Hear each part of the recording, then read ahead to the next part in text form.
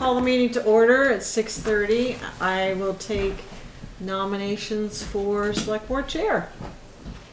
I will nominate Kathy Luzader. Any other nominations? Do we need to second the nominations? I've heard mixed feelings about seconds. We can if we're not.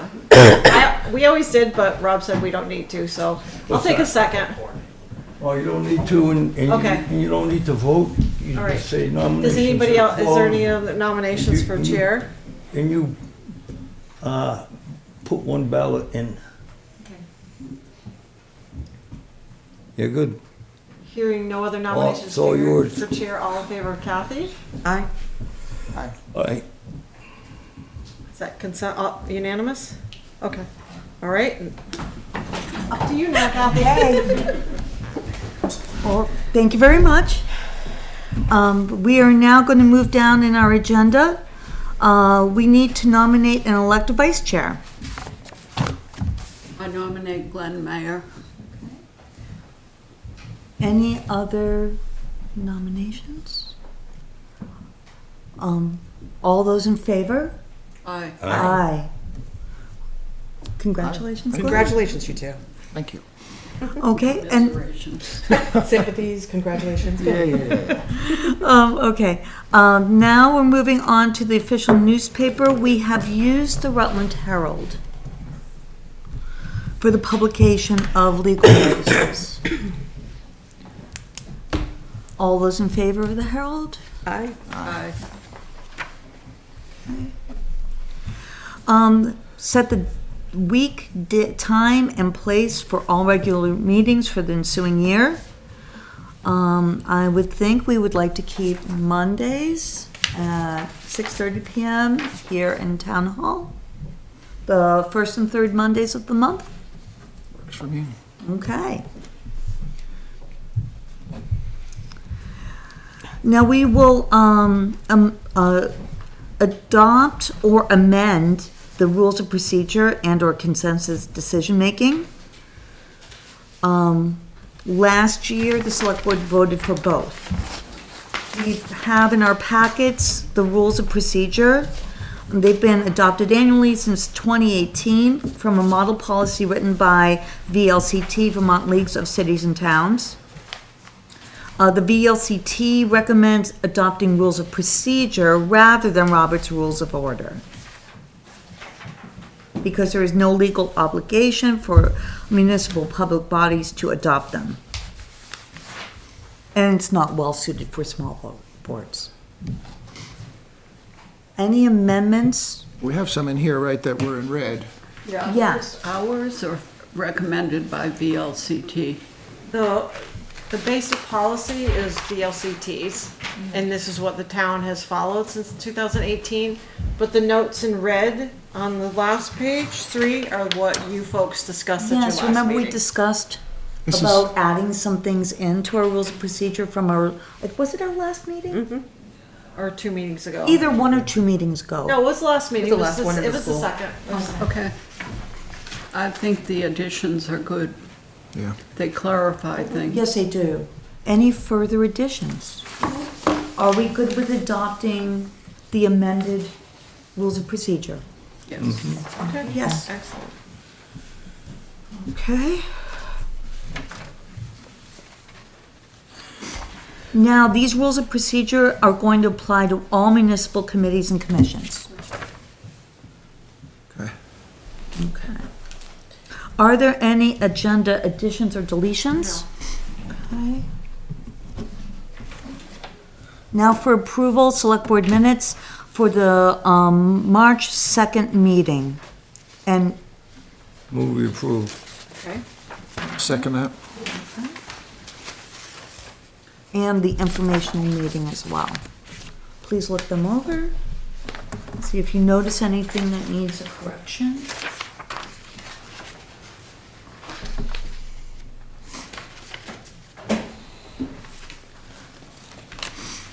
All those in favor of approving our meeting minutes and the informational meeting minutes? Aye. Aye. Aye.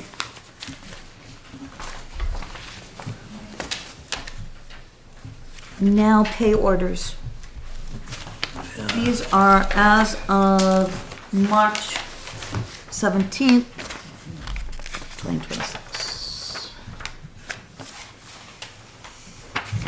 Do I have a motion? I'll move that we approve. Oh, okay. Second. Great. You have two motions, three actually. Please look them over. If you have any questions, now is the time.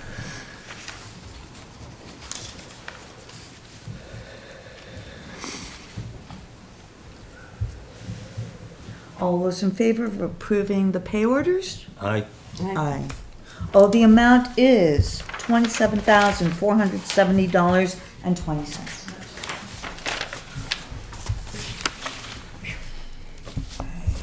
We are now at the Green Mountain Forest Service project updates. Do you want us to stay seated or stand or? However you would like to present. Yeah, I'll start and then because I brought a whole team, so. I'll stand just because I prefer standing. Hello, I'm Martina Barnes, I'm the district ranger and I've been here before. I know some of you are new, but I am the district ranger, so I oversee the Manchester Ranger District, which covers kind of where Route 4 goes south down to Pownell, so it's about 29 towns, give or take. And we try to meet with select boards, at least most of them, or a chunk of them, especially in towns where we have ongoing projects happening, whether it be recreation type projects, active forest management, or logging type projects, or fish and wildlife habitat enhancement projects. So today I also brought one of our wonderful partners, Keegan Tierney with the Green Mountain Club, to also talk about some of the work that's going to be happening on the Homer Stone Trail this summer. I also brought Steve Pitlick, who's our recreation program manager, who you may know because he's a resident of Wallingford, and Stacy Stratton, who's been with me before. He manages our timber program and is very knowledgeable about all things timber. I'm just going to give a really short presentation because I know your time is so valuable. Did you receive this letter, the town report update?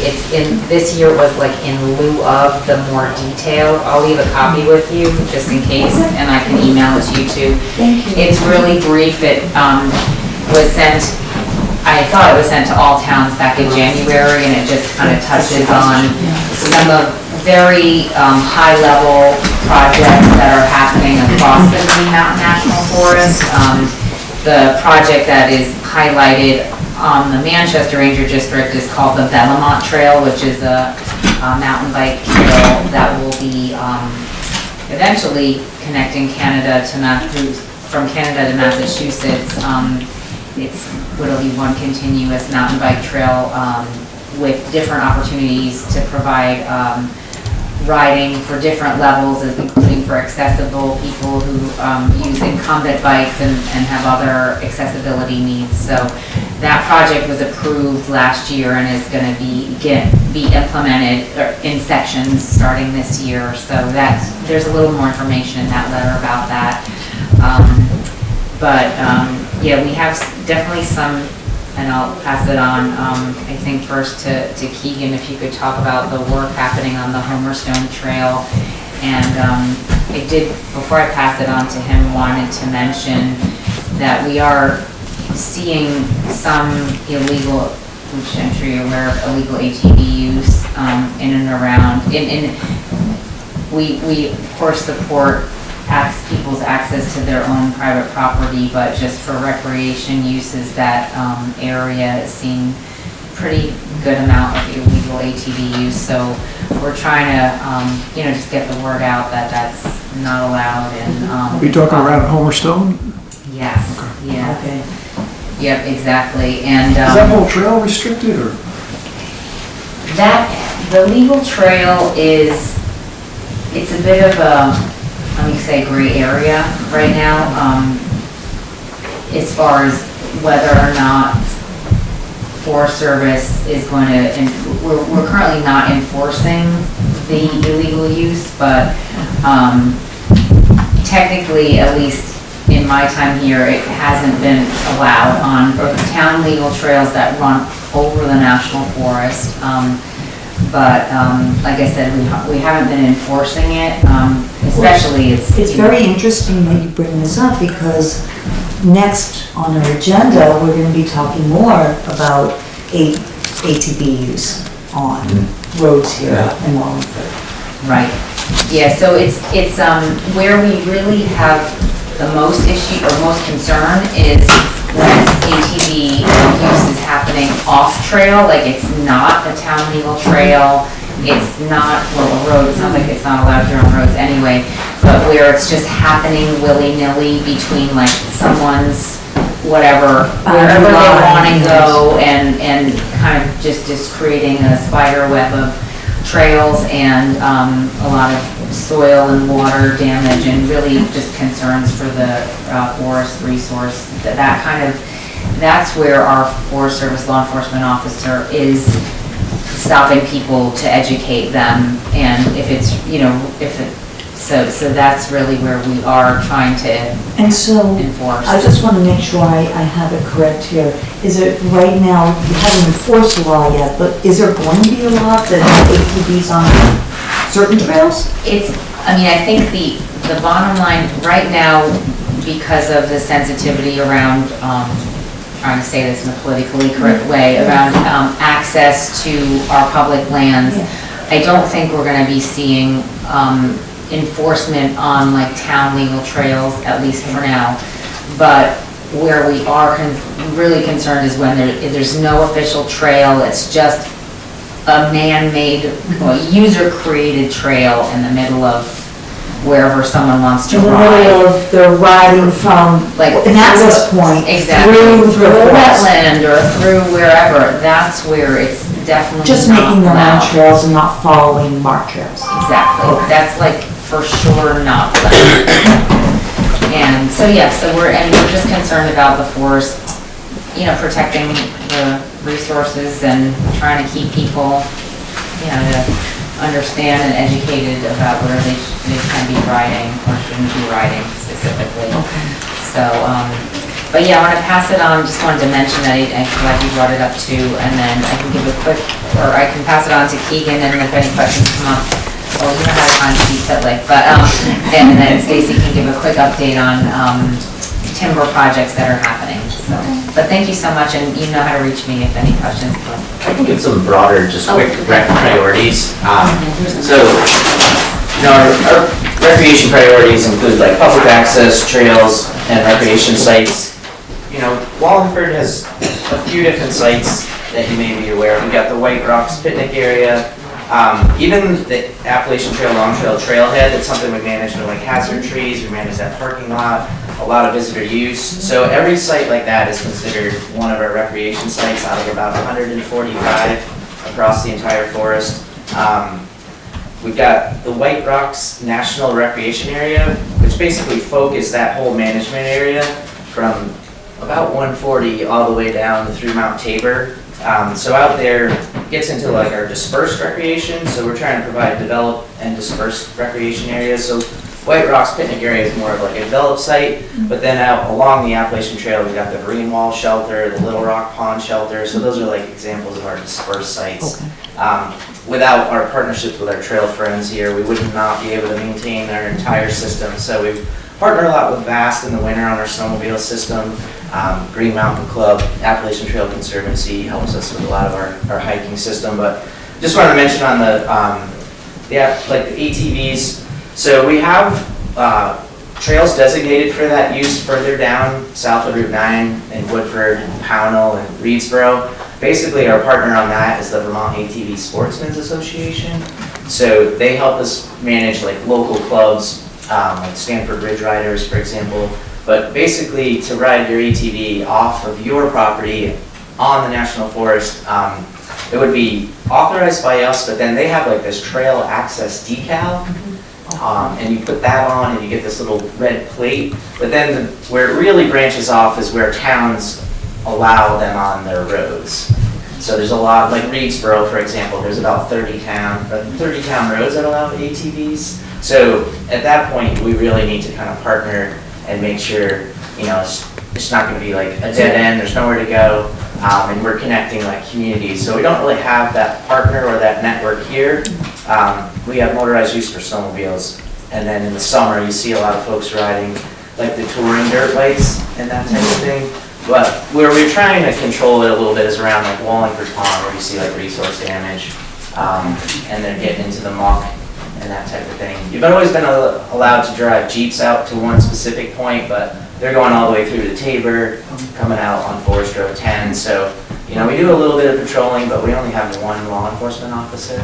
So it's really up to the discretion of the towns on how they want to manage their roads. But basically, if the roads are open leading to the forest, then we kind of have to be prepared to manage that user group, whether it's allowed, it's not allowed, and then barriers, gates, rocks, boulders, they'll infiltrate pretty much anything, and that's where we have those management challenges. Thanks. So I'm going to kick it over to Keegan. He's going to talk specifically about some projects based on some flooding from, it was back in 2023, and now we had some disaster relief funding to address it. So, hello. Thank you, Martina and Steve. I am Keegan Tierney. I'm the Director of Field Programs for the Green Mountain Clubs. We manage the long trail system from Canada to Massachusetts and all the side trails. All in total, it's about 500 miles. So, as you may know, the Homer Stone Brook Trail is one of those side trails that goes up Little Rock Pond. And I just thought of a couple of things that I jotted down as Steve was talking that I'll share with you in just a second that I think may help give you more information on the broader context of ATVs and trails and everything broadly statewide. But we're doing 2 projects on Homer Stone Brook this year. So there's the flood rebuild that Steve talked about. This is being federally funded through a FEMA-like funding source, but not FEMA, so it's a little bit less red tape. If you've ever dealt with them as a select board, thank you for your work on that. And I'll just say I was a select board member in Starksboro, so I appreciate what y'all are doing. And I watched your last meeting. It was online to know if I was getting into a Starksboro select board meeting or a Richmond select board meeting. I feel like I'm in the company of celebrities here a little bit. I've been watching you online. So we're doing 2 things up there. We're rebuilding a bunch of the trail by hand up near Little Rock Pond, so quite a ways up. But we're also working with the private inholding that's up there. It's the Chapman family that owns 2 different camps up there, and there's 3 or 4 different parcels, and the trail does cross their private land. So we're working with them to rebuild the trail from the main crossing of Homer Stone Brook downhill a bit, and it is in your class 4, or no, it's not class 4, your legal trail right away at that point. So because of the overlapping jurisdictions with it being Forest Service land and you folks right away, I wanted to make sure I could come and present what we were doing and also make sure I had your permission to work in your right of way because it is your right of way. So we will be doing a little bit of machine work down lower to rebuild some larger water barriers and help the river get off the trail/road where it comes onto the road post-flooding. That'll primarily be with a mini excavator, so pretty small scale equipment, but we are going to build up some more like forest road style size water barriers in there.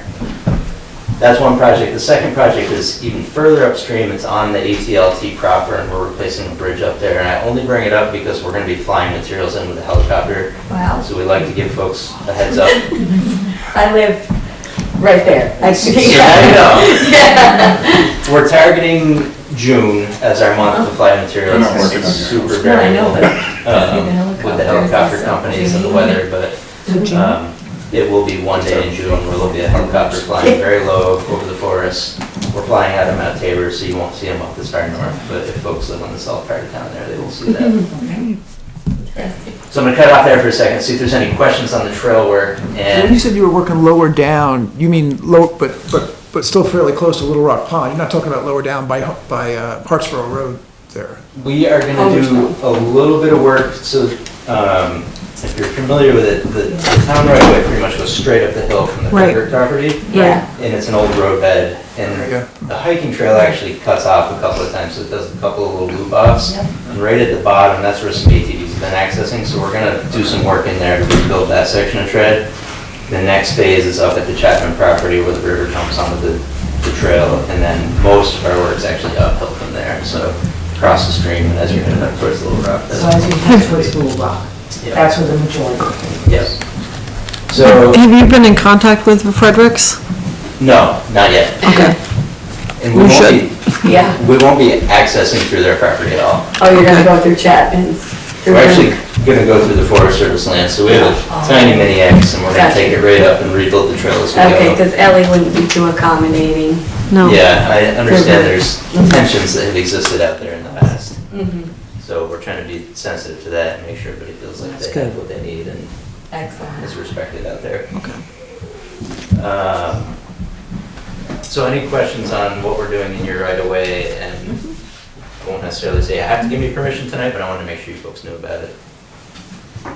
I guess, just because I know what her concerns are, she's always been concerned because people do access her property or the legal trail, the right of way goes up to her property to get up into those camps. How much, say, from her property up to those camps will be improved? Because that, she's concerned as improvements make more usage, more ATVs and stuff going up Yeah, there. I don't think we're Can I gonna. answer that? Sure. Because they're parking for that camp, they're parking in the property between Ellie and the Little Red Schoolhouse now, because A. Chapman owns that. So they're actually all parking there now. They're not even going up through Ellie's anymore. Okay. Yeah, and all of our work, I would say, I haven't actually checked it on the map, but I would say we're probably close to a mile up before we're starting any major work. Aside from that little bit that we're building right on the Forest Service property, which is just Alright. a couple hundred Thank yards you. into the woods there. Oh. Yep. Do we want to approve this work this evening? Yeah? Good. Okay. We approve. Great, thank you. So two other thoughts. When it comes to overlapping jurisdictions, it's complicated all around the state. I work with a lot of towns on the Long Trail system. I know the Forest Service works with a lot of towns. There's one more organization that is a resource, it's the Vermont Trails and Greenways Council. I sit on the board of that organization as a representative from a Trailways state organization. And we're doing a lot of work right now in that organization to clarify legalities around trails, but also provide towns and municipalities access to information and resources. So if this does become a discussion or it continues down the road, that's a great organization to look into. It's got And a it's called Vermont Trails and Greenways? Trails and Greenways Council, yep. Okay. And it's an organization that's charged in state statute with working with the Department of Forest Parks and Rec on guiding trail development and investment infrastructure statewide. But it's also a nonprofit organization, so it's both quasi-governmental but also a nonprofit. And it has a 20-hour-a-week part-time or staffer, so it's got a little bit of resource to help you out. And then those of us who sit on the board also do a lot of outreach and work with towns. So Good to know. just thought I would throw that out there. Thank you. That's what I've got. Thank you very much. Stacy, do you want to give us a quick update? Sure. Hi, I'm Stacy Stratton. Thanks for having us back again. And I'm the timber manager here in Manchester, and I think Martina has a 5-year plan that we have for our timber sales on this district, well, across the forest. And there's nothing really planned here. We finished up a sale a couple years ago called Bully Brook. It was up Wallingford Pond down that area. We're just monitoring it now just to make sure that, what we said we were going to do actually happened, and it's reforesting, and it's, we planted a lot of oak out there, checking on all that, and then making sure that nothing's eroding. There's a lot of stuff out there. So whenever we make a plan, we go back afterwards, make sure that what we said was going to happen actually does. If it doesn't, then we try to fix it. So, yeah, any questions about any timber sales or anything? I mean, we've got, the only one that's probably close to here is Old Job sale, and it's on Forest Road 30, between Forest Road 10 and Griffith Lake. And that was sold a couple years ago to Hunter Excavation, and there's only been one harvest on it so far, one unit harvested. But that's probably the closest for the next 5 years, so. Old Joe Trail has some rare wildflowers. It does, so we found all those and some rare orchids out there too, Yeah. before the deer got to them, because there's not much to eat out there, and we found them, and so we've excluded those from harvest areas, and we try to route all the skidder trails and things around all those. And as we find more, and it's part of the monitoring, sometimes those things like daylight, And so they like the ground, and actually our heritage group, archaeologists usually find most of our rare plants.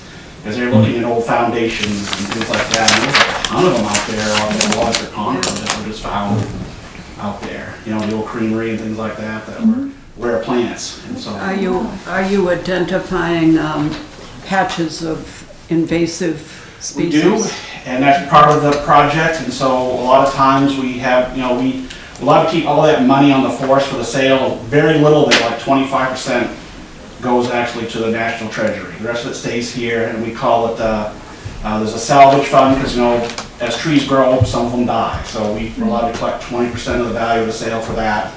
And then, we collect monies for reforestation. So some of that money goes towards treating those invasive plants. And before we harvest, we have to at least treat them once and try to, and we mitigate it, like a lot of winter harvest.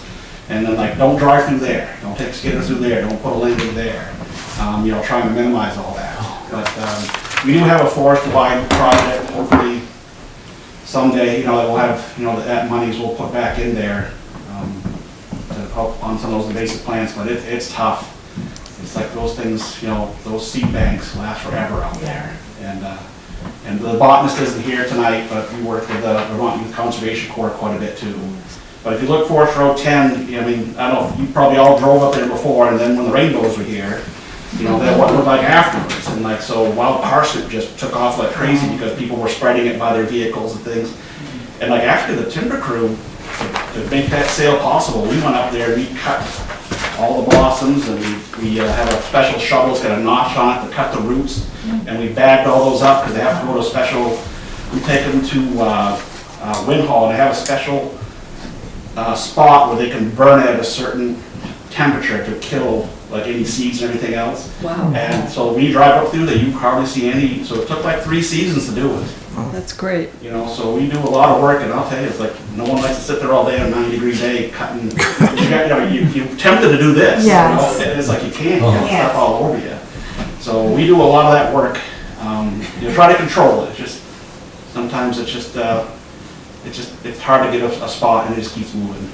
That barberry is some tough stuff. It gets right into the woods. It doesn't care about daylight. It just goes. And we have a lot of it. But we're working on it. Great.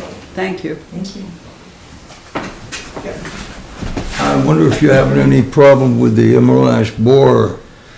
We do. Every place we look for it, we have found it. Yeah. The other thing that we're finding is hemlock woolly adelgid. Yeah? And the new one, and you don't see it around here, you got beech bark disease, but now there's beech leaf disease. Beech leaf, yeah. And that's the nematode. They don't know where it came from or anything like that. If you go to Stanford, you go to Reedsboro, every leaf is dead on those beech trees, as far as you can see in there. Beech tree? Yeah, so the beech are just taking a hit by everything. If the beech bark doesn't kill them, because we find a lot of trees that, nice clear bark, and boy, we put the paint to them so nobody cuts them, because we want those to regenerate. But then that beech leaf disease gets them and it just kills them anyways. So there's a lot of research to all of that. And ash, so we have a project, I don't know, get into too much here, but where we have identified really nice trees that have a lot of really dominant genes that we really would like to keep. And we have a contract, people that go and they spray, I guess everything's called a pesticide. And so we have a contract that they just drill, depending on how big the tree is, they drill little holes in the butt and they inject it with a pesticide that goes up through the cambium. And any grubs that are in there are dead. And so every so many years they go back and we do it. And so that's if I came from the Allegheny before here, there's an ash tree standing, just little ones, but they're just quiet out there. It's like everything's dead. And as it gets to that, we'll have a seed source for the future if we can just protect some trees. That's what the whole intent is. We can't save them all. There's a billion of them here, which we could, but it's probably going to be like the chestnut, when that all left. But if we save some of those with a really good dominant genes, we'll have a seed source for the future once that killing front goes through. And then hopefully we can, bring it back. Sorry, I wish we had more on that, but. Good information. Thank you for having us, and I left a map, we don't have that many data points on the map, but I did want to finally mention really quickly, just in case you see smoke in the air. We are planning one prescribed burn at Homer Stone Meadows this spring if the conditions allow. So that's like 22 acres, I think, that's the plan. It's on the map that I'm leaving that you guys as well. And something with Martine, it's like, I don't know if anyone here is like a fire warden or you know who they are. Yeah. Make sure they're in there and have their information in to the state, because our fire crew calls all of them to let them know what we're doing. And in the past, sometimes numbers have been outdated or the names have been outdated. And then all of a sudden, like, everyone's like, where's the fire? You know, who's doing it? So just a quick reminder for that. Yeah, good point, Stacy, thank you. Kathy, I have a question. Sure, go right ahead. Have you, we worry about the Forest Service. Have you experienced or anticipate experiencing cuts to your budget? That's already happened and it's still happening, but I think the good news is at the field level, which is the level where we operate. I was just on a call last week or a week before with our associate chief, who's the second in command to the head of the Forest Service, and he was talking about how the hiring that is happening right now, which is very little, is only happening at power level, at the field level. In fact, Steve Fitlick just actually is in a new role recently, as of a few weeks ago, on the Manchester Ranger District, which I'm really thrilled about. So to answer your question, yes, there are cuts that will still be happening. In fact, we're still waiting for the USDA reorganization, since we're part of USDA. The final plan regarding the reorganization of the agency is still to be rolled out. They say soon, I think this year for sure. But from everything that we know, the impacts are at the Washington office level and the regional office levels, and not at our field level. So that's good for the communities. I think they're hearing from a lot of constituents that they don't want to have that impact to the local communities who, benefit from the Forest Service. So that's good. Thank you. Thank you. Well, thanks for having us. Thank you for coming. Thank you.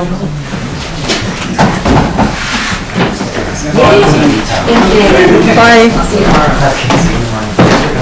Like Jeff, I stayed for the whole thing, but I got a 2-hour drive anyways. Thank you. Thank you. Driving down. So just to let you know, quarterly, Martina sends me those schedule of proposed actions. Yes. Which I then forward to all of you. So you get those quarterly. Yeah, So the last one you got was in January. it was in January. Yes. And that's quarterly. Yes, yeah, I sent you the. Okay. So we are now going to move on to the road commissioner's report.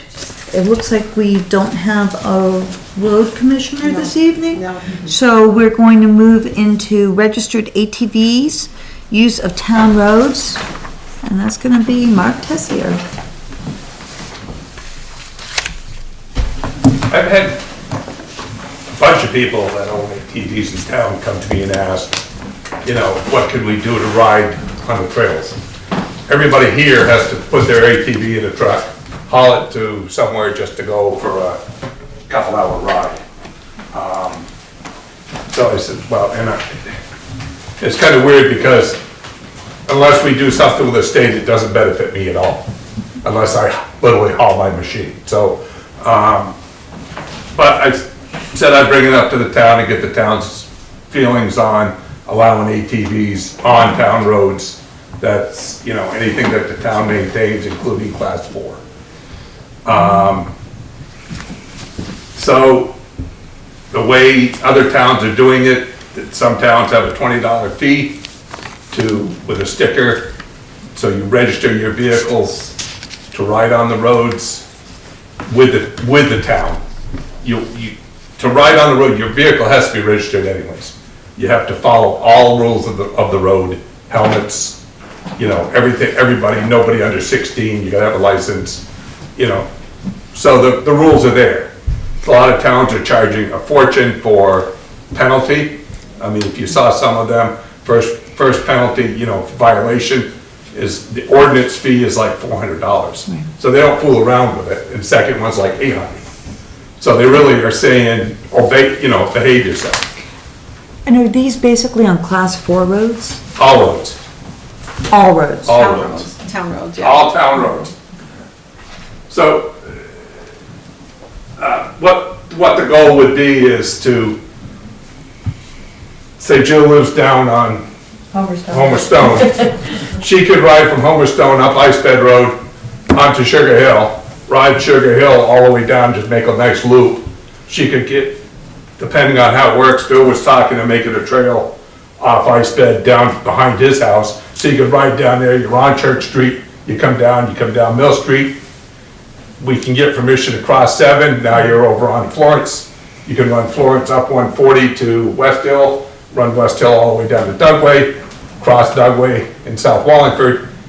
You've got a nice, few mile ride that you could do comfortably. So that's kind of some of the thinking. Who, sort of manages when there's violations? Whose purview is that? Well, it depends on how you do it. There's 2 ways to do it. One is you get associated, you have to have all vehicles registered with VASTA, which is the state's ATV association. Once you do that, if the West Rutland Club, which I think is a local club, closest club around, is willing to take the trails under their wing, then the enforcement of it will be done by Fish and Game. Because it has to be paid, they have to pay the Fish and Game to do it.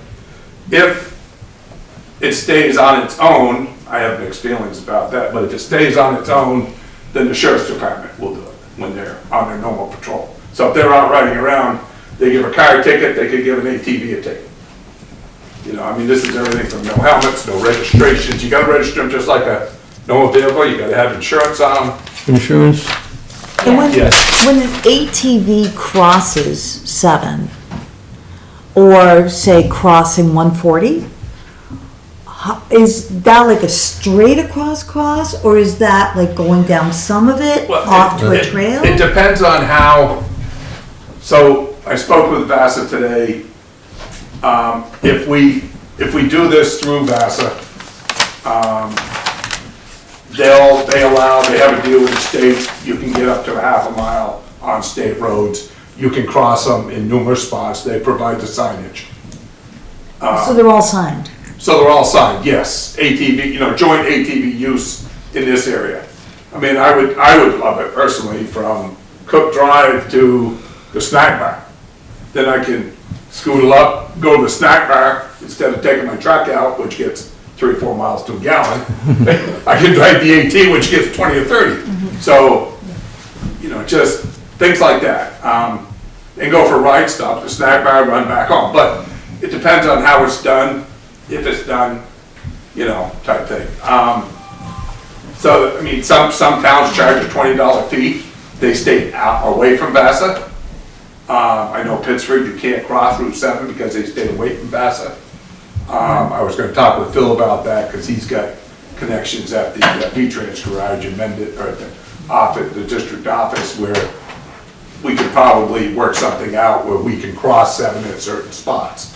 As far as riding on the road, I'm not sure. Right. If I can't ride from Cook Drive to Waldo Lane, it's a moot point to me. Right. So, Because some of those roads that you're talking about have like no shoulder. So it's like whatever rides or has to ride on the road in certain places. right, yes, yeah. And, we go riding 4 or 5 times a year for a weekend, all over the state. We go up in northern New Hampshire, Maine. They do it everywhere. You go up to Iversburg. Yeah, we actually drove to downtown. About the last 10 miles was, what is it, Route 105, I think it is, that goes into Newport. Yeah. 50 miles an hour down Route 105, and you right into Newport, and you stop at the gas station, get gas, get lunch, go over to the restaurant, go to the lake, and then take off and go right back there, and very little problems up there. Well, and you have to realize that like a side-by-side versus an AT, a four-wheeler is basically the size of a Jeep, smaller. Yeah. It's got roll cages, seat belts. Okay. headlights, you know. I mean, I don't know if you're on a four-wheeler or No, I have side by side. but they're very much like a Jeep. The only difference is you're gonna use a hand signal, just like a Instead of bicycle. Gotcha. to Hand turn. signals Some- are bikes Some instead. probably come with blinkers, You can get kids to put yeah, on, but but you have to have mirrors. You have to have mirrors, they have roll bars, they have seat belts, they have doors. and like I said, you abide by the speed limit. Okay. Most of the time it's 35, even on the dirt roads, it's whatever the town posts as Whatever speed the town limit. That's what posts. you do. If you want them slower, then you post it ATV, 20 ATV miles speed. an hour, whatever they post the road, accordingly. And I think probably 98% of ATV drivers are responsible and they're just enjoying the Right, yeah. open. But you're always gonna have those other 2%, no Yeah, matter we what. heard about the 2% from the Forest Service. It sounds like they're tearing up the Green Mountain Forest. Yes. And accessing trails that they're not supposed to be on. Or creating trails from where they live onto forest land. Right. And they're going through anything. They're going through wetlands, But unless they come out onto town roads, there's nothing the town can do. But It's up to, wouldn't they be using, say they want to go up to the picnic area for ice rock, up at Ice Rocks? you can't go into the picnic area because that's a federal land. You can go down ice bed because it's a class 4. Right. But you cannot go either side. And Because it's- there would be a sign at the end saying it's no federal. ATVs. It's federal land, you can't And if go they're on. gonna do it, they're gonna do it anyway illegally, whether. Yeah. The people that are doing it won't register it, and I'll bet you 90% of them are not registered. You No, catch them very seldom with a helmet on. I agree with you. I just worry that if they have access from town roads, they'll get into more areas that they shouldn't be in. I could make a couple comments. So I've been managing the ATV system on the forest, and I serve as the Vermont ATV Sportsman Association liaison. If you provide a riding opportunity for them, then you have a lot less illegal use. So that's what we're trying to do south of Route 9, is provide that opportunity, have them on the designated trails. And same with the snowmobiles. If you have a good designated system, then they don't need to go riding all over the place. With the highways down in Reedsboro, the state has allowed them to ride on Route 100 for a bit and then connect into the Reedsboro network and into their town roads, and then they come up the Forest Service Road and then it converts into trails. So it's all the way from Route 100 to a dirt forest road to then into trails. So it's like 3 different tiers of riding styles. But there are some towns that do see like the economic benefit of it. So Reedsboro, they're trying to have, with climate change and some of the challenges with snowmobile, they see it as providing like lodging, places to gas up. The same infrastructure you see for snowmobile riding, that town is promoting for ATVs. They have trailer parking, and then you get on the system. And then some towns are pretty selective about like which roads, instead of like a blanket for all roads. Right. I've seen, where are you connecting to, and a little bit of thought. So I feel like if it's managed well and you have the partners like Bassett to do it, it's pretty similar to the snowmobile management system. We have 300 miles of snowmobile trail in the National Forest, and I think over time we'll probably, we're trying to provide more ATV riding opportunities as well. But there is always the 2%. With any user group, there's gonna be those folks. So whether it's motorized or you name it, we have illegal rock climbing in the wilderness, like you name it. So, Mark, have you seen some of the regulations that other towns have done? There's some in your packet. I gave Sandy a couple. Oh, okay, then you gave those. But they're pretty much, it's kind of the state laws, the state rules. Well, it looks like some towns, I guess they've designated certain roads. Yes, we could sit down and, In time. we could start by saying, okay, let's ride this road, this road, this road, and this road Yeah. for now. That's it. And then gradually over, if it works, over a period of time, I start expanding out. Like do a little pilot, Yeah. see if that is a good fit, Yeah, and yeah, then yeah. go up from there if it Right. works. What about time restrictions? Is that There's something usually that a you would curfew. advocate? Most towns are from, I think, 9 AM to like 7 or 8. Do you think that's reasonable? Sure. Oh, yeah, no, it's usually, it's like dawn to dusk type. Okay, okay. Yes, oh, very much so. And then I guess we'd have to put up some signage on So- roads. If we go in, from what I understand with VASA, if we do this through a club, through VASA, then they will provide the signage. I'm not sure, I think we'll have to put them up, but there's enough people here in town that want to ride that we can get signs up pretty easily. And does VASA do any trail maintenance? Yeah, Yes. so that's the biggest thing about having any trail partner is they match. Like if they're putting down gravel and resurfacing and tread, the local club will, load for load, they'll match the work. Plus they have the equipment, they have the excavators, they've got the track done. So I'm constantly doing trail improvement projects with VASA. They will also bring other resources like grants, like Polaris funding, and we can leverage that with some of our timber sale. If we're using the same road for skidding, we might be able to close that road out and then pull some other funds into it. So I'll also mention like the law enforcement piece. Game wardens are a piece of it because they have the right equipment to get out there. Sometimes the state police, they won't go off asphalt from Bennington. They'll go to like a party spot, but they won't go any deeper. But we do also have cooperative law enforcement agreements with the sheriffs. So the clubs like in Reedsboro, they funnel money in and they were able to, and I think VASA went in on it, where they bought a specific patrol ATV. So it's definitely a cooperative management where you have our law enforcement, we only have one for this district, Jeff, but he has been patrolling a little bit around Wallingford Pond, and then you have sheriffs and game wardens. Is there a fee involved with partnering with VASA? Well, they bring their money in from each membership, kind of like a snowmobile sticker. Okay. Yeah. So those who ride pay a membership? Yeah. Yes. Okay. So I paid, I don't know, what was it, $80 last year to be able to ride on VASA trails Gotcha. and a club membership. So I belong So to if the West Rutland. If the town ATVs. does partner, there isn't a fee to the town. It's Well, the- you can, there's no fee to the town, right. Okay. But you can charge an additional fee of a sticker kind of to allow the ATVs on your roads. Okay. In other words, I have to pay $40 to go to New Hampshire for 10 days. Right. So you could get a sticker Or a that costs sticker. $20 for the year. It's good from January to January. Okay. Or, this is another option, and I'm not sure how it would work. I know I talked with the West Rutland ATV Association, or club.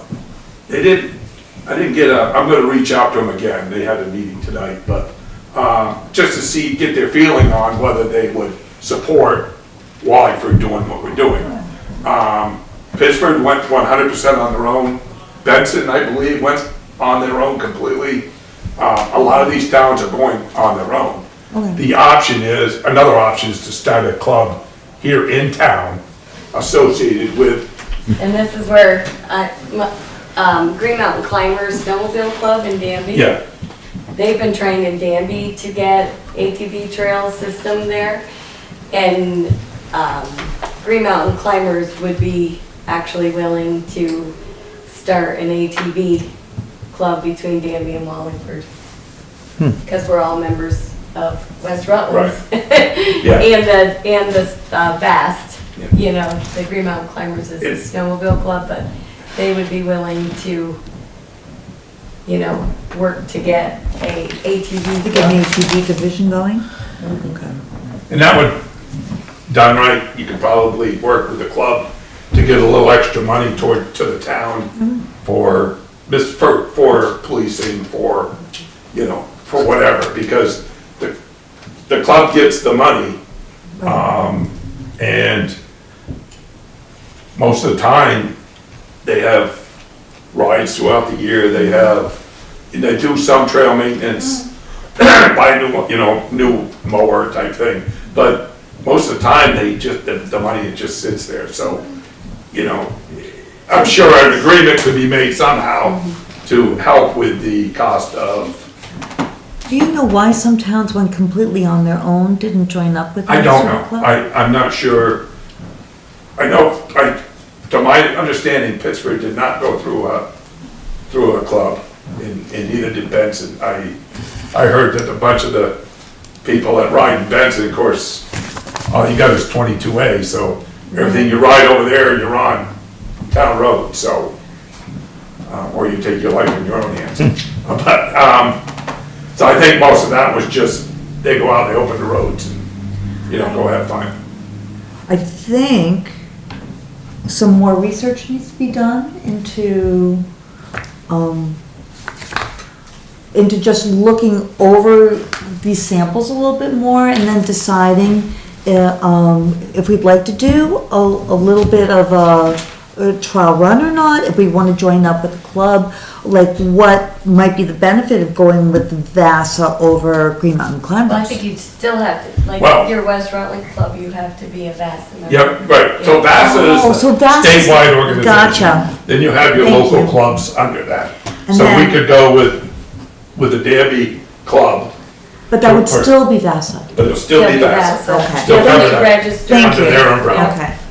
Yeah. Any other questions? So, I mean, you said next steps, like, would be to draft some sort, if we decided to move that way, draft some sort of rules, and then would just, we do that our own, do we like, would it be okay to bring in Mark or whoever to like, Well, or so- even someone from the Forest Service to help us sort of draft the rules? We can, I mean, honestly, if you want to do it through VASA, and the reason I had kind of mixed feelings on that is I own 2 machines. I register them both with the state, but I do not have them both for trail machines. They're both registered, they're both insured, but the reason I say that is my bigger machine, I would use it to go to the dump instead of taking my truck down every weekend. It's half a mile, mile down the road. So I would use that in lieu of taking my truck out. So, but if you went with VASA, then I'd have to put a sticker on that. Now I have to weigh the options. Gotcha. So just things like that. That's why I was kind of mixed feelings on VASA. VASA sounds like it's the way to go. Especially since they've got the equipment and the materials to help maintain trails. Right. That sounds very appealing to me. Some of the local chapters do as well, and I would say whenever we're partnering with VASA on a trail project, the local adopter, the chapter, they're the ones brushing, putting up all the signing, doing the annual maintenance on like the water control structures, and then when it's time to do like a much bigger project, VASA comes in for like a complete resurfacing. So they work kind of in conjunction, but that local chapter is gonna be the one putting in all the volunteer hours on like a So regular that would basis. be, in our case, that would be Green Mountain Climbers. Well, or West Rutland, or Or- whatever one Yeah. that, you know. Okay. But I know I had heard that Danby was looking at opening some of their roads up also. Okay. And my husband is the president of the snowmobile club in Danby. Okay. And also best friends with one of the members in Danby on the select board, or one of them. And they are very interested, if this were to pass, to open a Danby Wallingford area ATV. And I had talked with the Seward boys about possibly put some trails up in there in Right. East Wallingford. Yeah. They've got mostly field, but they might be willing to talk and let us ride the outskirts of some of their fields, maybe into some of the woods up in there, but mostly it will be on the outskirts of the field, so. Okay, so everybody, what would we like to do? Do we want to look this over a little bit more and Well, then maybe call? This would be an ordinance, so in Oh, your, so in your this would be memo, an in your memo ordinance. shows the steps that you would take for an ordinance. There'd be a public hearing, you would have Okay. to draft something, public hearing, So we'd have to draft something. it would post it, and then you adopt it, and if you decide to adopt it, there's a whole, the folks who disagree with it have a chance to petition it, and then, so there's a whole procedure. It doesn't happen quickly. Okay. And I can reach out to, if you would like, I can reach out to VASA, I talked to them today again. I can see if we had years ago, the select board had I guess he was the director of VASA, came down, and I'm talking 15 years ago, probably when I was on the select board, because we had that saying 10% or 2% riders that don't obey the law. And he's like, you know, they're not members of our club, we can't enforce it, you know, type thing, you know. So that's the same thing, you still have that, regardless, you got that 2% that are not gonna care whether they can ride on the roads or not, you know. So, I mean, I can talk with them, see if they're willing to come down and talk. We can start a conversation with, you know, with the snowmobile club to get a club started. I mean, I think it seems like we could probably, based on what other towns have done, draft something. Like Yes. a lot of it's pretty boilerplate. Yes. Yeah, we have a VLCT has a model too. Yeah. Oh, And it's just, okay. it might come down that we'll maybe consult with you and other Yes. people about which roads specifically we want to Yeah. designate, or there's parts of roads that we want to say are off limits. I don't. Yeah, and, cause I'd spoken to Phil about it. Yeah. And he's on board also. And Okay. my concern was damage to the roads. He Yes, says they're not gonna hurt the roads. okay. You know, they're not going to, unless we have that 2% out. They're the ones that hurt the roads. The people that are out to enjoy themselves are out to enjoy themselves. Well, I would be willing to help draft something. And then maybe we can be in conversation. Yeah, and to- I'll work with the snowmobile club, I guess. We'll try to get things, them in Vassar, we'll try to get things headed in that direction.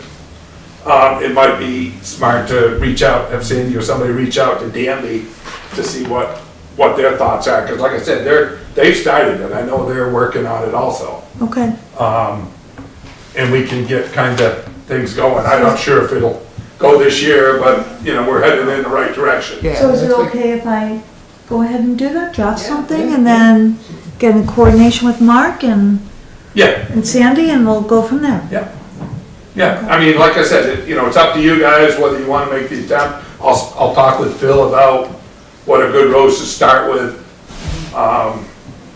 You know, just to keep. Yeah, because I saw some of these had lists of roads that they allow. Yes, Yeah. yeah, and we could do that. I mean, if you want to keep them, you know, it would be nice to get to Cumberland Farms or, Right. you know, the Gulf or the other station. Yeah. For fuel, for Right. gas, that would make life a lot easier. Yep. Things like that. I know 140, this side is state road, that side is accessible. Of course, you gotta Yeah. stop at West Hill, but you could ride up, go down West Hill. And like I said, if DMV opens up the roads, we can work with them to continue that ride right down into Danby. Okay, And then once you're in Danby Four Corners, you're yeah, wide open and you can actually, they were concerned, the West Rutland Club, about riding onto, or getting onto the Danby side of the trails because it's a private road going up in. So they were a little concerned when I spoke with them about accessing it from that side. Okay. But there may be also another way that we can get access. okay. Okay, Because I think Paula was talking about it also. So okay, okay, it's one of those things, like I said, they've been doing it up north for years. okay. Online, Appreciate you can find some of the, like Reedsboro Town Ordinance, that one is available online. And it could give you some ideas. They definitely have like a hybrid approach where some of the roads are considered part of the VASA network, and then others, it's like a dead end to one camp, and that guy wants to be able to ride down onto the bigger network. So it'll list it as legal, but not as part of the VASA statewide system. Gotcha. So you can pick and choose, and the town figures that all out, but Right. if you looked at the Reedsboro one, it has a lot of information on Okay. how other towns are managing it. That's good information. Okay, Thank you. thank you. Yeah. Alrighty. And now, are we going to, table the paving Yes. projects? Yes. So that's tabled for our next meeting? Can I ask a question about that? Yes. Or should we just wait? No, I think it's okay to ask. The financial plan, annual financial plan. I was just wondering where on the income side, there's the town tax funds, where that 542,000 came from?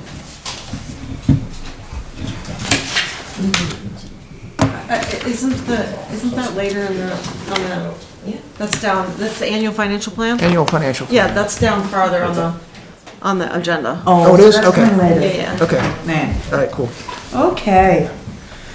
Moving on to honorable mentions.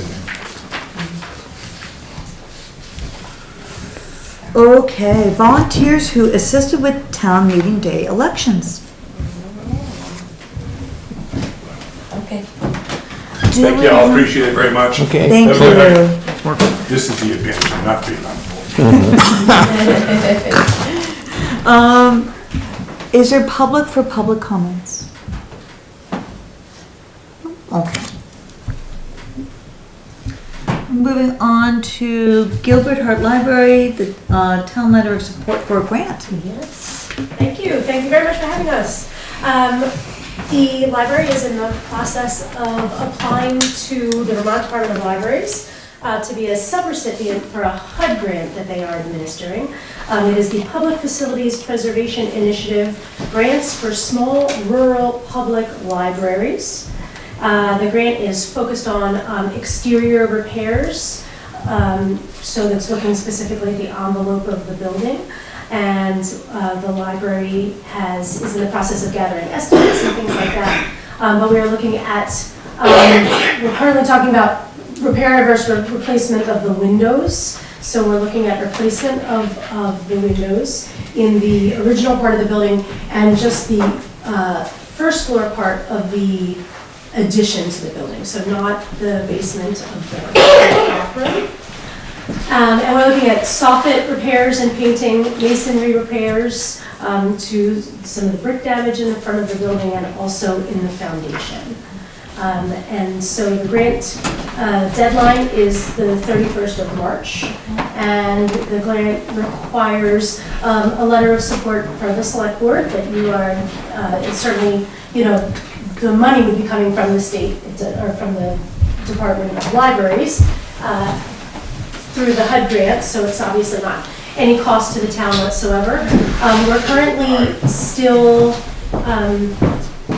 working towards looking at the estimates that are coming in, but we're looking at probably about $200,000 to $250,000, and that is certainly money that the library would save if we were able to get the grant. Is there a match that the library estimate? No. Oh.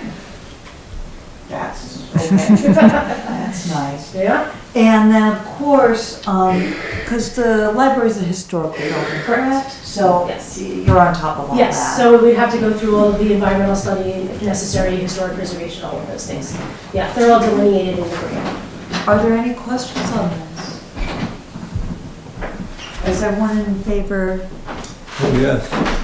We are all in favor. Wonderful.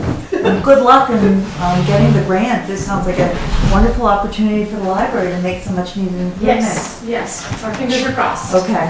So Sandy would draft the letter and send it? Already got it. We have Just the I have it letter. ready for you to sign. The letter's ready Okay, to be great. signed. Great. Yes. So already all set? Oh, yeah. we're- Excellent. Okay. Very good. Thank you very much. Thank you very much. Could we pass it around and sign it now so they could actually take it? Well, I'll scan it and send it to them. Okay. There you go. Yeah, so we, yeah. We have personal connection. Thank you so much. Thank you. Thank you. Next, moving on. Town hall use request, acupuncturist without borders. I don't know if Virginia's not here. Was she going to come? Yeah. Okay, so let's see, that was gonna be at 7:40. We can give it another 5 minutes. We'll move on to something else. Okay. The sand shed update, construction agreement, foundation bank loan project manager. Okay, so our sand shed article was approved at town meeting. How do we want to proceed? Do we want to proceed with Jill researching loan options? Good. Okay, so yes, we would like that. There's a rough draft agreement from, with Whitehall Construction.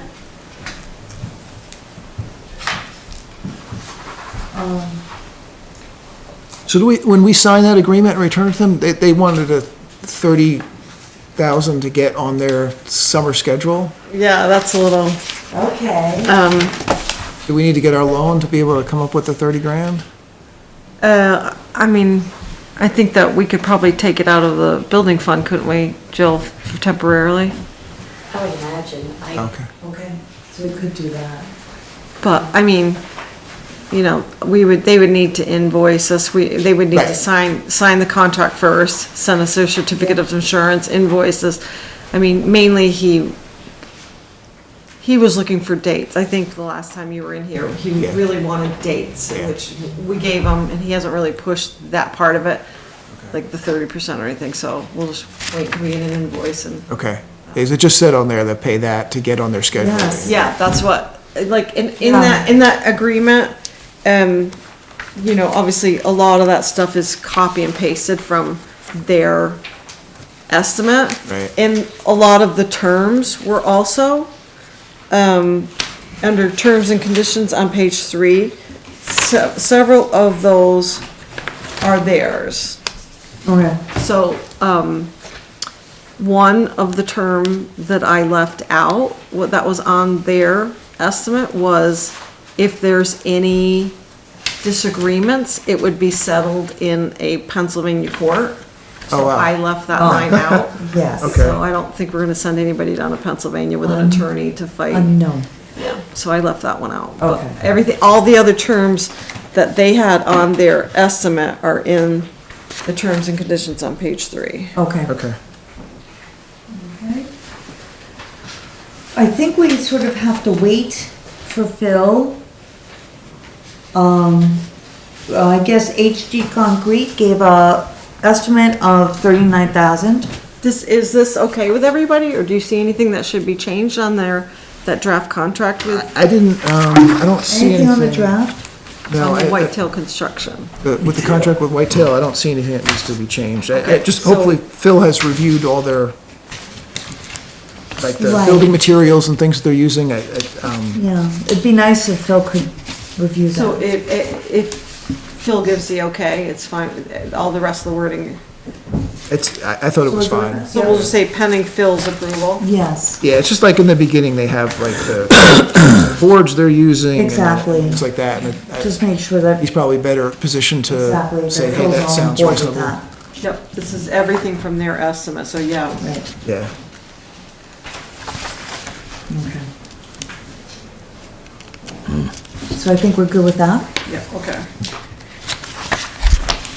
And the August 17th, that's from Phil, right? That start. Yes, date, yeah, that's so- the date he thought, So, and that's the Okay. date I sent them an Yeah. email that they wanted started, you know. Obviously pending, you know, weather permitting, I mean, if we Right. can't, if it rains for 2 months and we can't get the foundation in, Right, Exactly. right. then things may be then pushed push off. back, yeah. Oh, actually, there's, I just see, I'm reading my notes here, trying to decipher them. There's a 5-year builder's warranty and a 40-year metal siding warranty. I wasn't quite sure what the difference between that was. I'm gonna have to try to find it on here now. Let's see. Okay. I should have marked it on here, but, bill, base building, trash and home.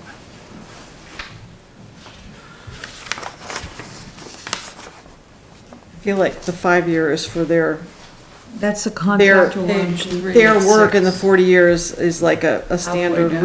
roof warranty for the a metal roof. Okay, yeah, So contractor the building warranty. would be 5 years and the roof would be 40.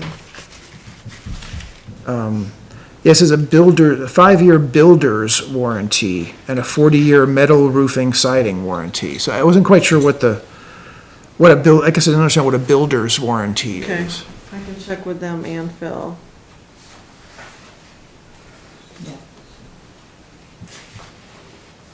I would think like the framing. Yeah, that makes I think sense, it's but I don't know workmanship. for I feel like sure. it's so- workmanship, yeah. Yeah. Yeah, That, anything they built, it's Anything gotta that be. they built to hold the structure is under that 5 right, or the way they attach the siding to the But if we framing. can just double check that with Phil and will make do. sure that I'm saying it correctly. I have so much construction in my house, I now know the difference between framing and everything else that goes in it, into it, yes. Do you want to be our building inspector? Oh, I don't know about that. Okay. So with the concrete part of it, I think we need to wait, Okay. right? Any update on that? Did you get any other He didn't bids? give me any other information, any other estimates. Yeah, because the additional foundation estimates, you don't have them yet, right? Yeah. And then we have this from Du Bois and King. Do we want to, hire a project manager? So this guy, the quote was like 30 grand? Yeah. Yep. Which is, to me, it's crazy for a project this size. Yeah, it's usually 10%. Yeah, this is like almost 20% of the cost of Is the there project. anyone more local? But he also had in there like 8 weeks of Yeah. work, and I don't know, like, it's not gonna take 8 weeks. No. Should not. And I don't know if it's sort of like based on time, if it only takes 3, does he just charge us that much? And I don't know. When I initially had the conversation with him, I told him this is the company that's gonna come up from out of town. Yes. They're gonna arrive on a Monday, they're gonna be done on a Friday. Yeah. 'Cause I told him it's not gonna be weeks. I mean, it'll be Yeah. weeks in terms of, between Yes, the foundation, between the coordinating excavation. that but the actual Foundation construction, and- you know, he can show up on site with the foundation work done, survey, blah, blah, blah, come back in a month when, Yeah, cause it's 21 days to cure, and then come back in a month when they show up for a week. I mean, right, because he's like, I'll show up twice a week and give you a report. I'm like, that's not what we need. This is more than what we need. Is Yeah. there, I'm wondering. And if there's also, a- not to mention, I was thinking, that thing with Bennington, they got fined like 24,000, like, why pay an engineer $30,000 to try to avoid a $20,000 fine? It's just- Save it and invest. There we go. I mean, if you're comfortable with Whitetail Construction, and, you know, whoever you hire, we're comfortable with that, maybe ask this guy just to do the permitting, which was what, $1,000? Yeah. Maybe just triple check on the permitting. I mean, I'm comfortable that Okay. we've got all our I's and dotted and T's crossed, but I don't know. I can't get a hold of the floodplain manager. Oh, he still hasn't returned. He will your call? not return anything. Okay. And so this has been going on for a couple of months now. And I know that there are requirements from him. The Yeah. one agency that there will have requirements. Right, so- right. It'll be floodplain. Yeah. But we don't necessarily need an engineer to do that No. interface. But So if, you know, I mean, did everybody looked at the 250 and the A&R questionnaire? I mean, we don't fall under the 3-acre rule for the stormwater or anything like that? Cause I wrote no. I didn't think so, but Right. So, Okay. yeah, I mean, if we could get someone to get us through permitting for $1,000, that is definitely worth it. Yes. I just don't know if we need the services in the other areas. This seems like overkill. Yeah. It seems like, I mean, I know you explained the project to him, but I did. I it told him doesn't sound like he It doesn't listens. sound like you really boilerplate. listened to Like, I that. think Yeah. it's a whole building, plumbing, and Right, everything. I'll be there twice a Yeah. week. I'm like, it's gonna be done in a week. I mean, you want Yes. me to ask him for permitting for the 1,000 and then what he charges for 1 week? We only need him on site for 1 week. No. Just to like inspect it when it was like. maybe- Yeah. Yeah, 1 week inspection. yeah. Okay. I mean, tell him, it's, the all-in cost of the thing is like, if Yeah. we get, it's like 160,000 to spend And 30,000 on spend it. 30, Yeah. that's insane. huge. I mean, the other thing is, he knows what Whitetail is charging us, and I told him what we got for a foundation bid, so Yeah. he knows those He knows two what the cost prices. is, yeah, Yes. so it's just, Okay, yes, because this is just not and tenable. what, you said, Anthony said, he didn't perform project manager services, referred me to contractors who have in-house managers. Is Yeah, that- he just kind of said, hire like, you know, bread loaf for somebody and they have like their little, Oh. their project manager Oh. who run the project, but that's not what we wanted. We No. wanted a separate set of Yeah. eyes on it, No. so that's not the avenue we wanted to go. Okay. Right. Okay. Okay, All right. so there we are with the sand shed. And we still don't have, so I guess we'll just move on and we'll see Yeah. if she comes or not. Okay, great. Sand shed update. We are now moving on to School Street sidewalks. And there's a couple of items here. The first item is construction inspection award to contractor, and then the construction bid analysis. Okay, So Sandy, I think you sent an email asking if the review of the bid to Waters is gonna be part of this. Did we get anything? Did you get an answer on that? That's going to be coming. Okay. So this is the first step. yes, So we're gonna, so if you do the approve the analysis, then, you know, we have to follow V-Trans, steps on that. So once you approve the analysis, then Okay. So we don't have anything to approve at this point from Waters? you have we have the inspection GPI. award. GPI, Yes. And then, if you approve VHB's bid analysis memo, that starts the motion of V-Trans allowing us to award it to Okay. Waters. Okay. Right, And their bid analysis was basically like, go through section by section and say, this is way under what we estimated, but it's fine. so if we first look at GPI. Yep. So there were, this was a project we had, how many that we looked at? Was it 6? 6. It was 6 different companies for the inspection process. And what really stood out to Sandy and I on GPI is that they do a lot of, even though they're not locally based, they do have a lot of local people working on this kind of work. Yeah. And they do a lot of the local projects around. They're very highly recommended. And that's why our vote went to GPI. Right. And the person that'll be in charge of ours is from Proctor. Yes. So he lives in Proctor, so he is local and. And their work is just impressive. It's very thorough, tons of attention to detail, Yep. which is exactly what you want from Yeah, somebody who's especially doing because- this type of, the testing they're gonna do is really yeah. precise and meticulous. Everything is on a very set, easy to read schedule. The materials are easy to understand. I highly recommend GPI. The way they reach out to the homeowners, the property owners. Yes, I mean, just their documentation went above and beyond. Yeah. It was Kathy's and my #1 choice. yes, Because we all ranked them blindly, separately. Yeah. yeah. And they obviously scored high with everybody, but they were our. They were our #1 choice. Yep. So are we good Came in under with, budget too.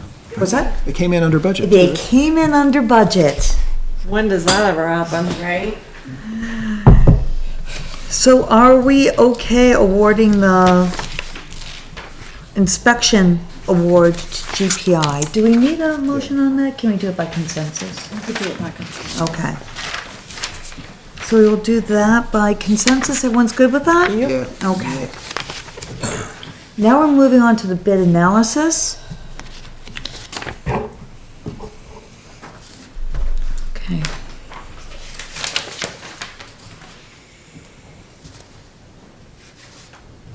Any questions on the bid analysis memo?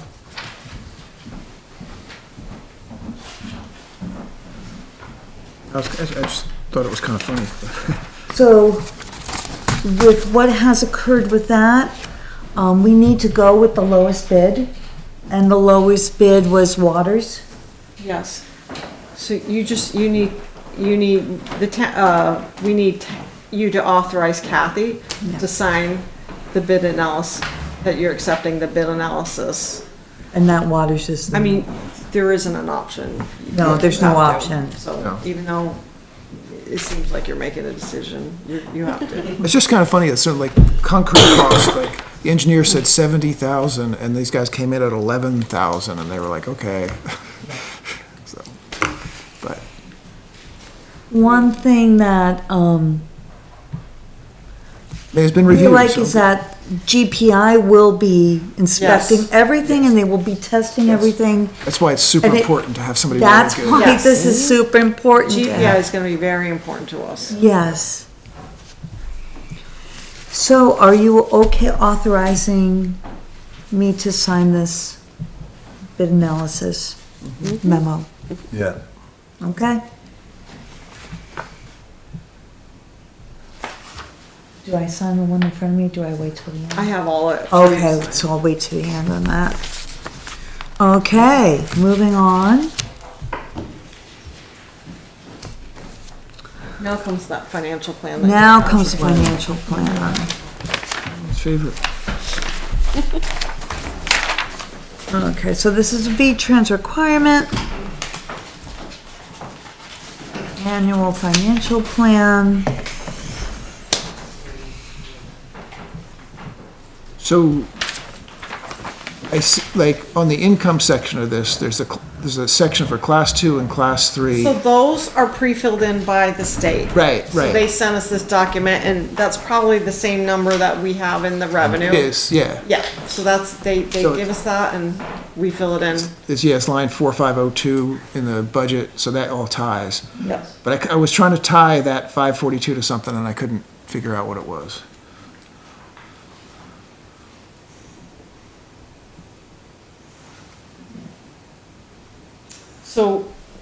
So what happens, it's a whole math thing and it takes a while to figure it out.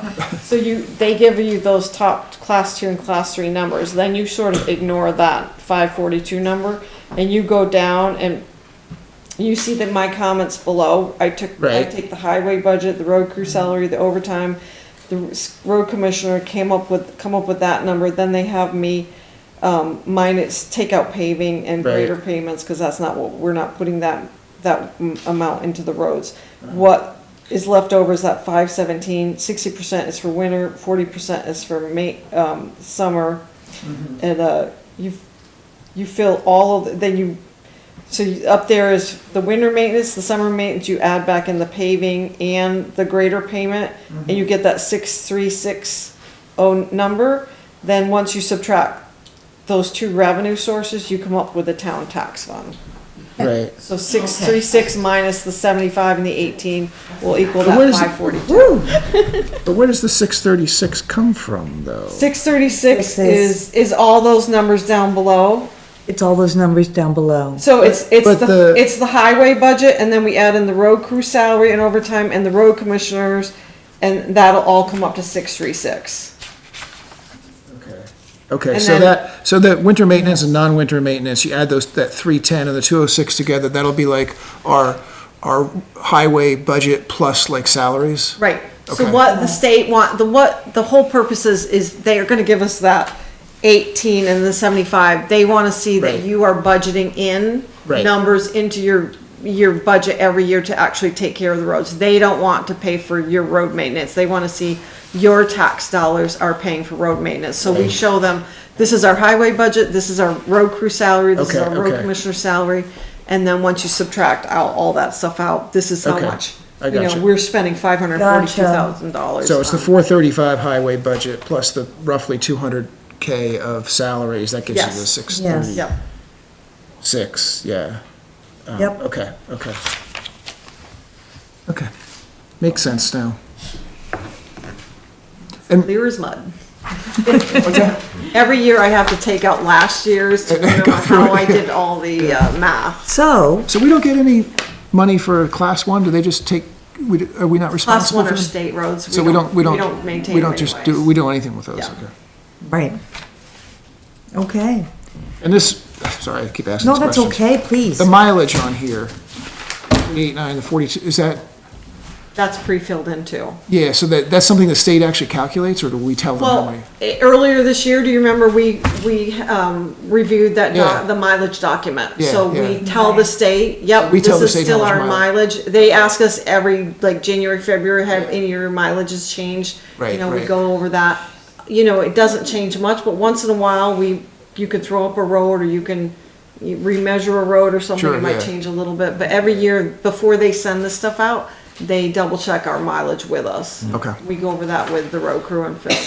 okay, okay. So, do we want to sign it? Yes. Yes. Yeah, we're good. Okay. We are now on to annual appointments and reappointments. Okay, so everyone has been contacted for a reappointment. And we have one person, only one, who does not want to be reappointed. And that would be Robbie Stubbins. Up for appointment are. Yeah, we don't have a constable, so that's in your, Okay, we won't. and we don't have a constable. Okay. So up for reappointment are Dennis Duhame, 3-year term for conservation. No constable. Dave Ballou and Jill Burkett on DRB for 3 each. Dog warden Joseph Elwell for 1 year. E911 coordinators Dale and Eric Davenport for 1 year. Emergency management director Jim Bagnell for 1 year. If I'm reading this right, you have Tom Fort, 3 years on energy. Michael McMahon and Mark Tessier, Fire Protection Budget Committee, 1 year. Tony Mazuk on the Planning Commission, 3 years. Bruce Dobbins, Rutland County Solid Waste Rep and Rutland Regional Planning Transportation Advisory Council Rep, 1 year each. That was a mouthful. Erica Berner as Rutland Regional Planning Commission Rep, 1 year. Phil Baker as Road Commission for 1 year, and Tree Warden Rob Barker for 1 year. And then Wallingford Days Subcommittee reappointments: Michael Luzader, Sierra Stalker, Erica Berner, Naomi Bombier Wilson, Heather Johnson, Todd Galliano, Cheyenne LaRose, and Olivia Burrows, all 1 year. So I got a nomination for dog warden. Dog warden Joseph Elwell for 1 year. Yeah, no, I'm nominating Oh. Sean Johnson.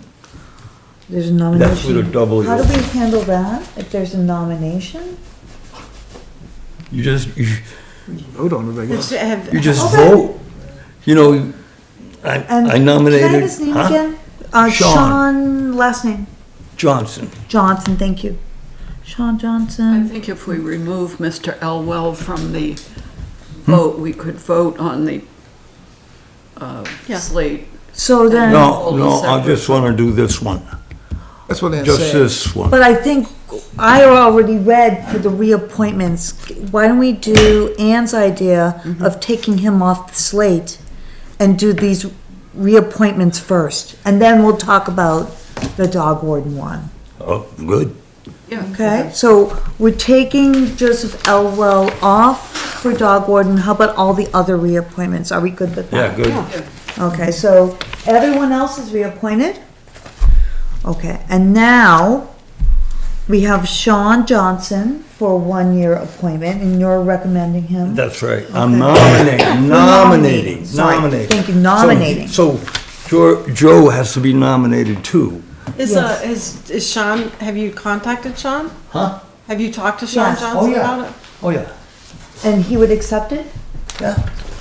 So I don't know this guy. What can And you I tell us don't know about him either. Well, I'm just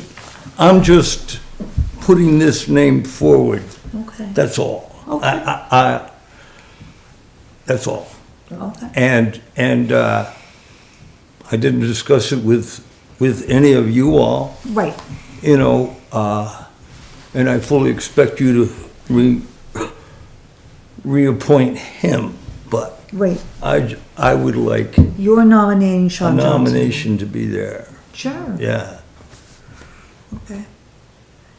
So I guess there's no information for us to discuss on. I'll just go ahead and see.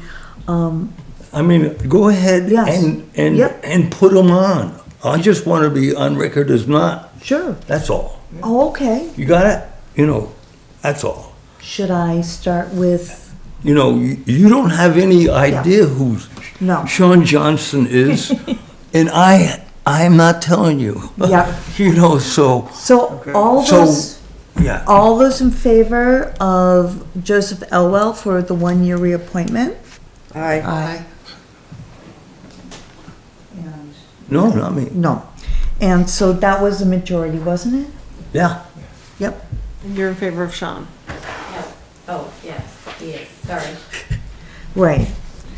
Is anyone else for Sean? No. Okay. There we go. I didn't want to make it complicated. It's okay. You know, geez. It's all good. Okay. We got through it. Okay, moving on. Oh, moving on to, someone from Select Board, should be appointed to the Scholarship Committee for 1 year. I'll do that if, I did it last year, if you Yeah. wanna do it, and yeah. you have other duties now, so, Carolyn, you're gonna do it? Yeah. Okay. unless somebody else. Okay, and that's I know gonna be, you've got other committees too, so. so Carolyn, that'll be Yeah. fine for you? I'll do it next year. Oh, perfect. Great. Okay, so now congressional funding request. Eligible municipal projects to submit to Senator Sanders for funding. Senator Bernie Sanders is seeking recommendations with estimates, et cetera, for federal funding. And Anne, you were working on a draft. Well, the 250-word draft, it's a very frustrating application. But I think all of us might have spotted his announcement in Front Porch Forum that earmark funding is available. And we apply for it through his office and they decide whether they're going to support our request. It was very tough going through the list of agencies to see where we might fit. I was strategizing, like, do we go for something like $500,000 to get all of our wishes met? But I picked the balance of Boy with the Boot Okay. and what was the other part? The clock. The clock.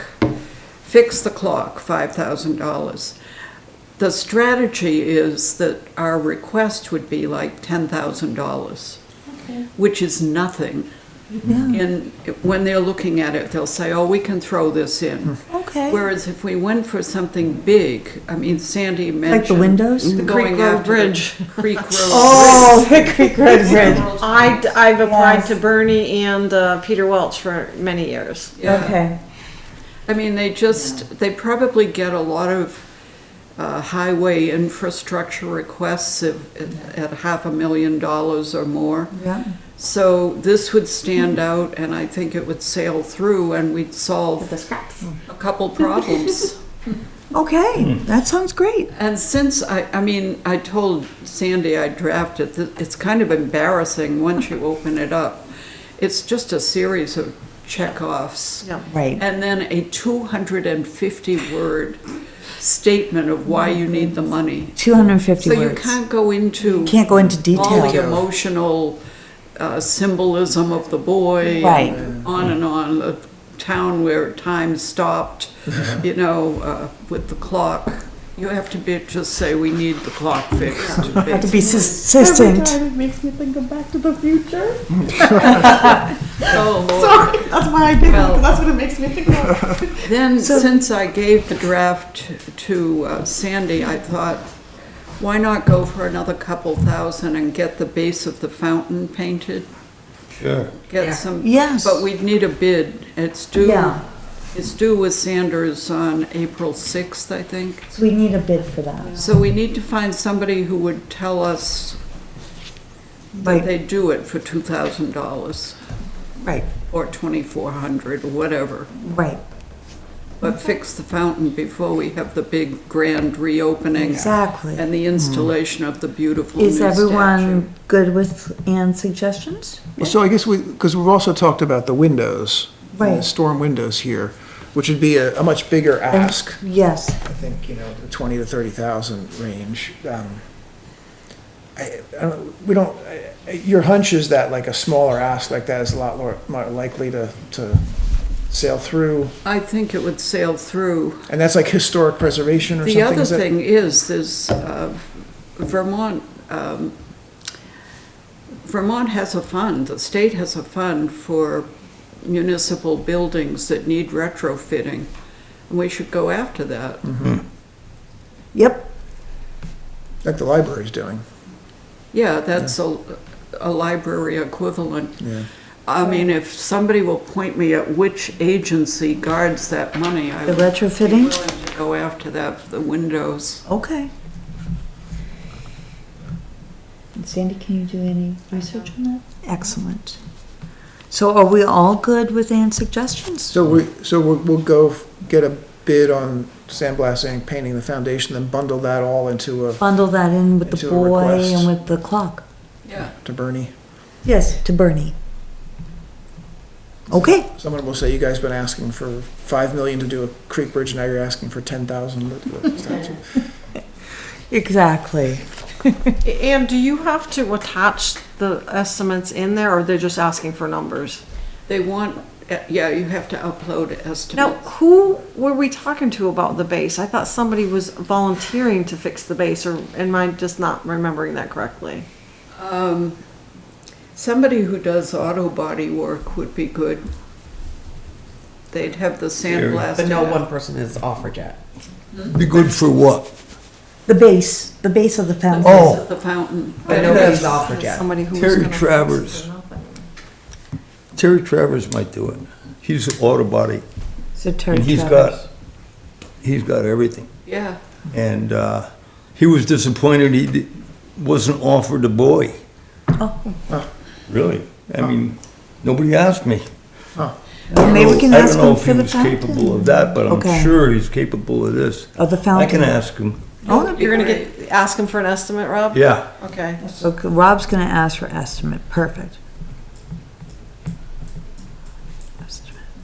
Excellent, okay. Moving on to agenda building.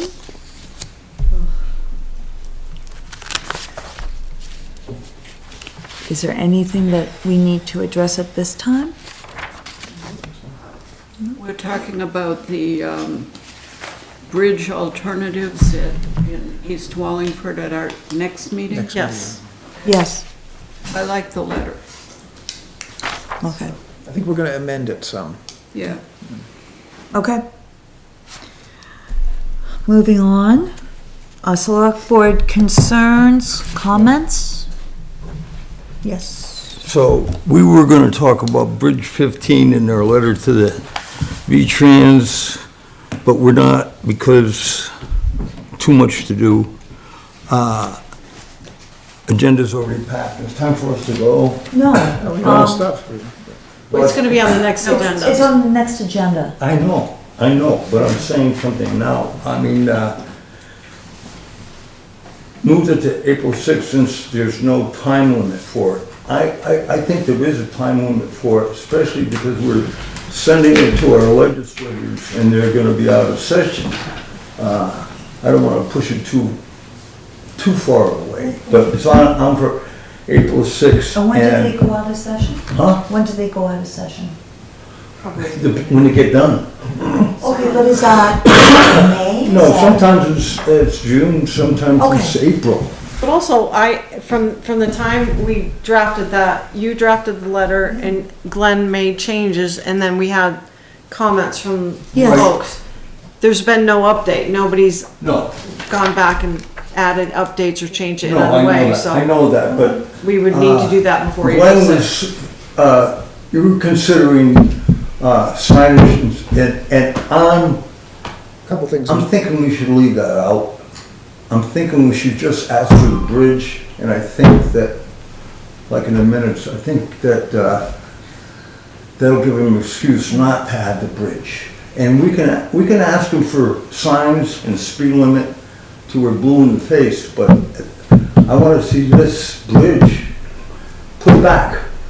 My only concern with that is that then we're not taking the concerns of some constituents into consideration in our letter.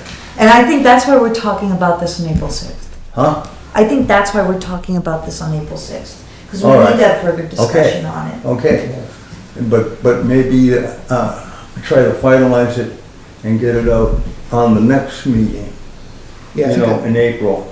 Yeah, that's the April 6th April meeting. 20th. That's That letter, April 6th, yes. That's when we're gonna and- discuss it. Huh? We're Yeah, gonna discuss it on Okay, April good. 6th. Okay, very good. okay. Perfect, May 8th is when the legislature's scheduled to go out. okay. So if we can wrap it all up on April 6th, we'll get it out in plenty of time. Okay. Other business? I will not be here the April 20th meeting. I Okay, will be out of state. School break. We'll save the letter for you to sign it. Oh, no, that'll be, Well, you'll be here the Huh? 6th. it'll be before. yeah. We'll get it done before then.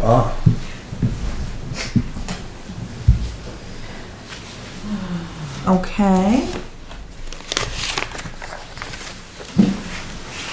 Okay.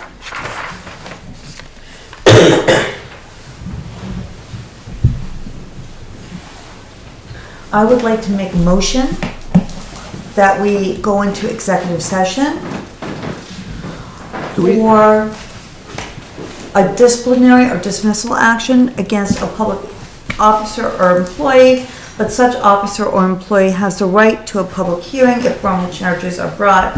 1 VSA 313A4. Just before we do that, Yes. there's a question on here about Is there a the second? investment policy. Oh, is that in the other business? Yes, is that something you wanna?